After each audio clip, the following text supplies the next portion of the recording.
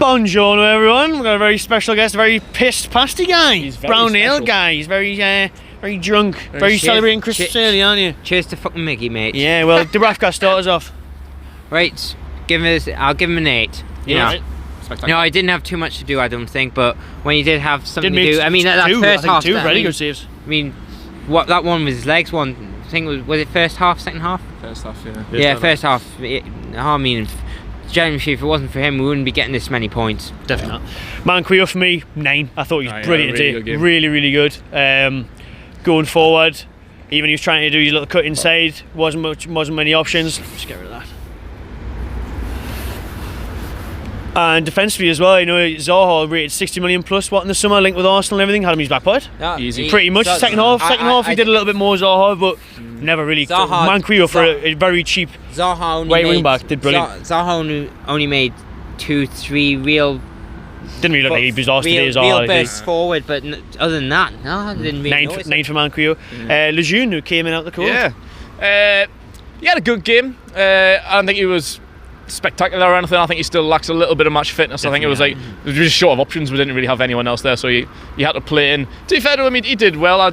I wouldn't really give him much more than a 7. I thought he did well. He had a cracking shot from range. We'll forget he's got that in his locker. I remember free kicks and that he was out on. I remember just after he signed, we were in a game and he lined up a free kick from 40 yards out. Like, what's going on here? Why is he doing this? But he's got fucking great range. Like I'm happy to see him back. I'm out of the moon. Like, hopefully he can get a bit more fitness and play a few more games in the coming weeks. Just thinking, wasn't it Palace last season where he was out in the first place the last time? Was it? I think it was, you know. Sure, I'd give him 7. No, I think he did his bit. You know, thought generally defended well. Thought tried to play the ball out as well as he could. No, I can't have any complaints about the lad. Yeah, Fernandes alongside him. I thought he was trying them diagonal balls, weren't really paying off a lot in the first half. He did have 1 or 2 great tackles though. One sliding tackle that went out for a corner on Jordan Ayew. Did what was asked for him. I'll give him a 7 as well. Clean sheet the day for the lad, so you can't be too harsh. Paul Dummett. I thought you had a good game, to be fair. I'm usually critical of him at left back, but today I thought you had a good game, particularly the first half. He was getting forward. He didn't really have a great lot of end products, like his crosses, they weren't great, but he was getting pace to get up the wing. Where Williams will be there screwing through. Dummett was all the way back. Not left wing back. He was getting himself into some great positions, like we said before the game. Like without Williams and Sir Maximin, we're gonna have no pace. We did, but to be fair, he was getting himself into some great positions in the final third. So it's just that little touch he does, and then the ball wasn't beating the man. But I thought he had a good game. Even defensively, he was pretty good. So, again, probably 7 at best. John Joe Shelby, who was thankfully back today, but he didn't probably look 100% either. No, I'd give him a 6 to be honest. I mean, didn't really seem to do anything second half. First half, he was getting in places, a couple of opportunities to shoot. I think that goes for a lot of the lads, to be honest. I mean, first half, generally, I think we did do well. We had a good couple of chances, but second half, Palace I think dominated the whole midfield. No, I generally. Shelby on this day, brilliant, but today just wasn't one of those days, I don't think. Isaac Kane alongside him got subbed off as well, surprised, about 50 odd minute. Like Brucey making a change quite early there. He didn't look up to his best either, to be fair. I think you're right in terms of Palace doing better in the middle of the park. Hayden's bits and pieces, but Hayden's one of those that, when he does well, you don't really notice him. When he doesn't do well, then you think, how the fuck is he in the side, to be honest? Well, the day I didn't really see him do much or enough of what might go unsung, so I'll give him a 5, to be honest. I think he's the same as like Williams. He's just got tired legs. He plays pretty much 90 minutes week in, week out, puts in 110% effort. It's just one of them that he's always going to either end up injured or need a rest at some point. I think that's what it was. I think he needs a rest, maybe bring Matty or Sean in, to be honest. But Hayden, he's a backline. We need someone out in the middle of the park, but today I think you're right in terms of he needs a rest. I think we need fresh legs in there, don't we? Definitely. We're one of the long staffs at least. Yeah. And Almiron, there you go, you can have him. Merry Christmas. That's an easy 10. Merry Christmas, everybody. Yeah. 10. To be fair, it is like, apart from the goal, which we're all fucking over the moon for, he actually put in such a shift. I thought he was outstanding. I said at half time he was brilliant. He had that excellent chance. I thought that first half chance, just as the stream was coming on for me, I thought it was going in. At least he's finally taking them shots though, because I think the break did him well because he seemed to have a bit more about him the day where he had a bit more balls and more confidence. I think generally, I think he's been given a harsh. I think he's been given a harsh assessment. Well, we realise how much we'll miss him when we're asked to play. Burnley. I mean, generally, I thought enjoyed Burnley, didn't you?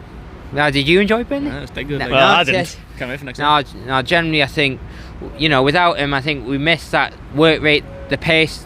I mean, who we got to replace Almiron with? Atu? Yeah. That's what I mean. fuck that. When Atu has to come Both- back in, you both- realise how much we miss him. Fuck that. Yeah. Today he was great. Like last week against Burnley, we really missed the pace. Sir Maximin as well. Over the moon he played. I wasn't really sure if he was going to be fully fit. I didn't think he would play 90 minutes. He looked like he didn't even need a break last week. And, Like, obviously that's done him the world of good, but he was flying today. He was really good in every aspect, fighting for everything. Just so much pace, so much energy, and he looked like he was up for it. Like sometimes you see him where you think like, is he giving all he can? Like he looks like he's putting in about fucking 70% effort, but today he looked like he was giving 110. He wanted like that goal before the new year, and he's got it. Yeah, nah. Julian, Are you giving me the shit ones now? Tim, You're you're not allowed to touch me though. Oh, sorry. Hurry up, man! Yeah, I'll tell you what. First of all, those agents who are part of the deal must be pissing themselves laughing to the bank, because what the fuck does Joe Linton offer? He can't head the ball, he can't trap the ball, he can't touch the ball. I think his trap was alright today, to be honest. He was taking the ball down on his chest. He's doing alright, but for 40 million, I mean, you know, after being a tight bastard for so long, how can Mike Ashley spend 40 million on someone and being so willing to take 20 million of his own pocket for him? Nah, I don't see it. Sorry, but Joe Linton gets us 3 for me. I'll finish off with Andy Carroll, who I was very surprised in 90 minutes. He looked like he was blown out his arse after about 49 minutes. He seemed to have his 22nd win towards the end, and he got an assist now for Miggy. Yeah. That's why you kept him on. Crucial. That's why you keep him on, so you can win them knockdowns. That's why you need a player like that. Yeah. Like Joe Linton's got the height, but he just doesn't really fight like what Andy Carroll does. Like he proper puts himself about for a bloke that's meant to be crocked, too old, injured all the time. Aye. Like the effort he puts in, and like having like a big towering presence like that, need to get the fucking heads down. The thing is, a lot of our signings are gambles. Obviously, Willems looks like a sort of signing. St. Maximin definitely going to work out.